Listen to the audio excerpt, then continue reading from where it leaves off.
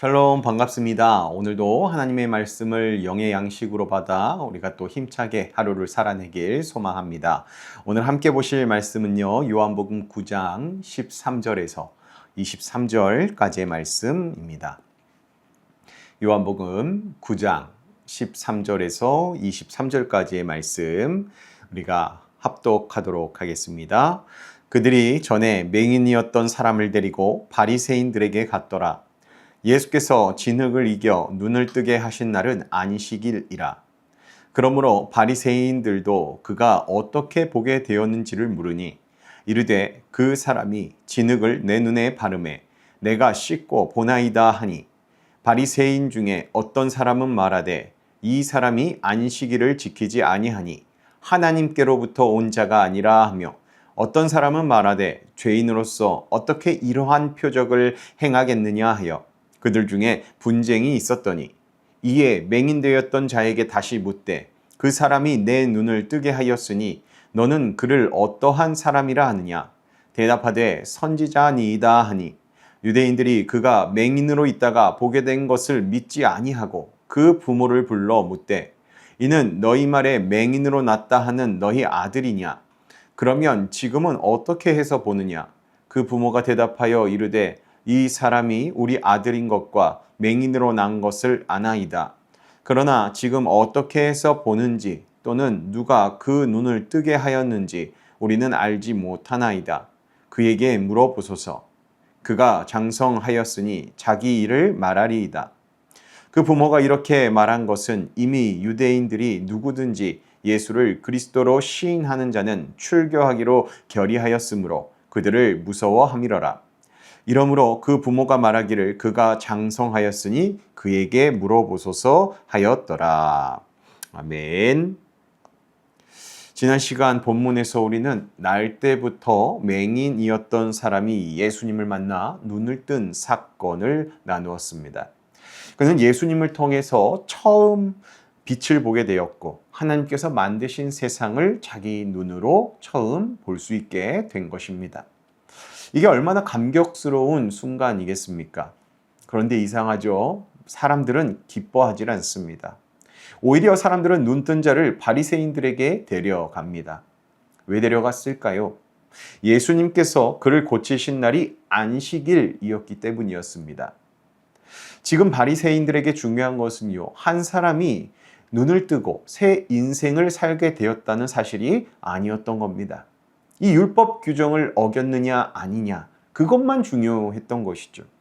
사람보다 율법이 앞서고 은혜보다 규칙이 앞서고 회복보다 판단이 앞서고 사랑보다 정죄가 앞서고 있었던 것입니다.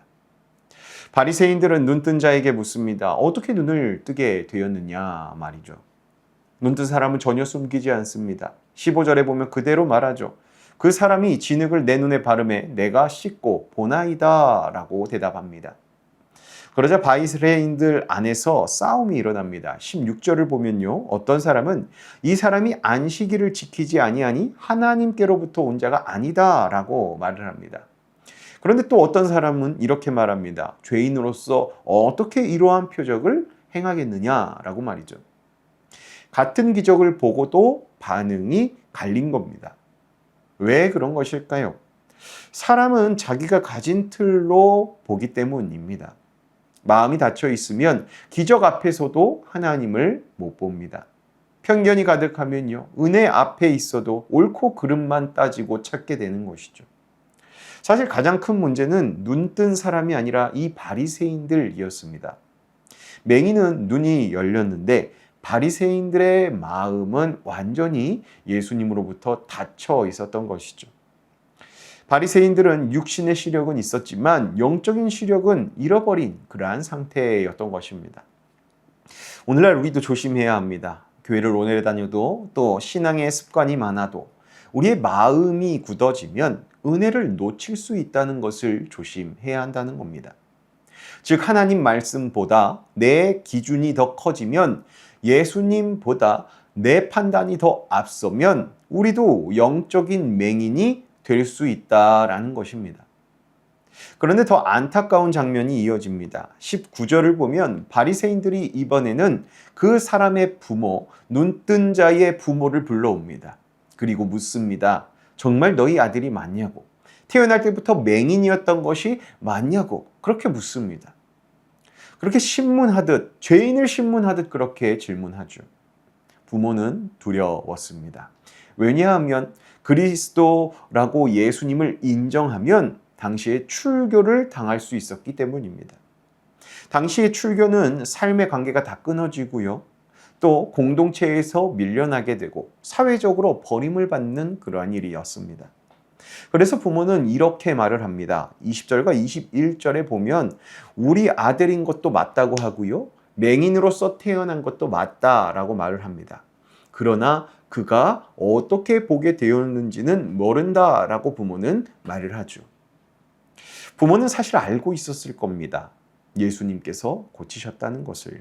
어찌 몰랐겠습니까? 그런데 두려움 때문에 말하지 못하는 것이죠. 출교될까 봐요. 신앙보다 현실을 더 크게 보았다라는 겁니다. 성도 여러분, 두려움은 사람의 입을 막아 버립니다. 믿음은 있는데 사람 눈치 때문에 말하지 못하고요. 손해볼까가 숨게 되고 불편해질까봐 침묵하게 만듭니다. 하지만 오늘 본문은 우리에게 묻고 있는 겁니다. 너희가 사람의 시선을 지금 더 두려워하고 있느냐? 아니면 하나님을 더 두려워하고 있느냐 말이죠. 결국 너는 누구 편에 서 있는가 묻는 것이죠. 오늘 본문에서 눈뜬 사람은요, 담대하게 예수님에 대해 말했습니다. 이후에 나오는 33절에 보면요, 이 사람이 하나님께로부터 오지 아니하였으면 아무 일도 할 수 없으리이다 라고 고백합니다. 하지만 종교 지도자들은 끝까지 예수님을 거부했고 부모는 두려움 때문에 침묵했습니다. 같은 사건 앞에서도 전혀 다른 반응을 보였던 것입니다. 오늘 말씀 가운데 중요한 것은요, 예수님을 만난 뒤에 우리가 어떤 사람이 되느냐입니다. 예수님은 단지 눈을 뜨게 하시는 분이 아닙니다. 다친 마음을 여시고 두려움에 묶인 영혼들을 자유롭게 하시고 또 어둠 속에 있던 사람을 빛 가운데로 이끄시는 분이십니다. 그러므로 우리도 사람의 눈치에 갇힌 신앙이 아니라 예수님을 담대히 붙드는 믿음으로 삶을 살아내야 할 줄로 믿습니다. 그리고 상황 따라 흔들리는 사람이 아니라 빛 대신 주님 편에 서는 사람이 우리가 되길 간절히 소망합니다. 오늘부터 바리새인처럼 마음이 닫힌 사람이 아닌 눈뜬 자처럼 예수님을 증언하는 믿음의 사람이 저와 여러분 되길 예수님의 이름으로 축복합니다. 기도하겠습니다. 거룩하신 하나님 아버지, 저희가 바리새인들처럼 은혜보다 판단이 앞서고 사람을 보기보다 기준과 틀만 붙들었던 모습이 있다면 우리가 깨닫고 돌아보게 하여 주시옵소서. 눈은 뜨고 살아가지만 정작 영적으로는 닫혀 있었던 우리의 교만함과 완고함이 있다면 이 또한 주님 앞에 내려놓게 하여 주시옵소서. 주님, 저희가 사람의 변화와 회복보다 정죄와 의심에 더 익숙했던 마음과 모습들도 용서하여 주시옵소서. 예수님께서 회복시킨 사람을 외면했던 그 무리들처럼, 바리새인들처럼 저희도 하나님의 일을 보면서도 내 생각에 갇혀 있지는 않았는지 돌아보게 하여 주시옵소서. 이제는 저희의 마음의 눈이 열리게 하여 주시고 빛 대신 주님만을 똑바로 보고 똑바로 증언할 수 있는 자들이 되도록 신앙의 용기와 담대함을 허락하여 주시옵소서. 저희가 상황과 조건으로 판단하는 사람이 아닌 오직 하나님의 은혜를 볼 줄 아는 믿음의 사람이 되게 하시며 저희가 두려움 때문에 침묵하는 신앙이 아니라 어떤 상황 속에서도 예수님을 부끄러워하지 않는 담대한 믿음을 갖게 하여 주시옵소서. 그리하여서 이 세상을 살아가며 사람의 시선보다 하나님의 뜻을 더 붙들고 세상의 압박 속에서도 주님 편에 서는 저희 될 수 있도록 오늘 하루도 그리고 이후의 나날들도 주님께서 인도하여 주시고 능력을 허락하여 주시옵소서. 오늘 하루를 저희에게 허락하신 주님께 감사드리며 어둠 속에 머물던 우리에게 구원의 빛을 허락하여 주신 우리 주 예수 그리스도의 이름으로 간절히 기도하옵나이다. 아멘. 오늘 하루 주님 편에 서서 주님을 따르며 살아가는 저와 여러분의 하루 되길 소망합니다. 함께 기도함으로 오늘 하루 시작하겠습니다. 기도합니다.